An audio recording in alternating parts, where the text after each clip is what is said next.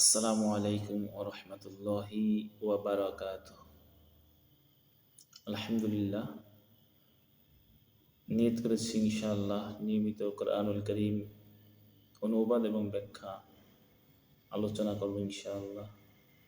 যদি আমার আলোচনা এবং অনুবাদে ভুল হয়, আশা করি আমার কল্যাণকামী বন্ধু আর বড় ছোট যারা আছে অবশ্যই সে ভুলগুলো কমেন্ট করবে, বলে দিবেন। ইনশাআল্লাহ আমি শুধরানোর চেষ্টা করব। আর যদি সঠিক তথ্য হয়, আল্লাহ তাআলা যেন এর বিনিময়ে খায়ের জাযা আমার আপনাকে প্রত্যেককে আল্লাহ তাআলা দান করেন। তো ইনশাআল্লাহ চেষ্টা করব প্রত্যেক সপ্তাহে কমপক্ষে একবার এই আলোচনাটা করার জন্য।